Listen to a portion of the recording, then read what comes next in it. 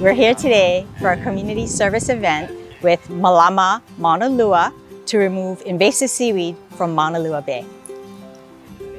When I first started, everyone would volunteer. It was great because you could meet different folks from different areas and really get to know them.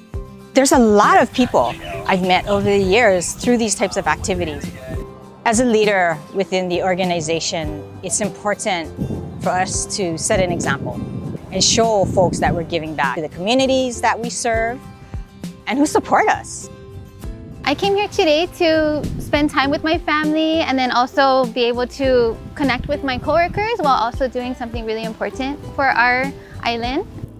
It gives us time outside of the workplace to talk story, to be together, so that when we come back into the workplace, we have this experience, we have these memories that we built together, and we can further build our work relationships. We've been so blessed with such a great company.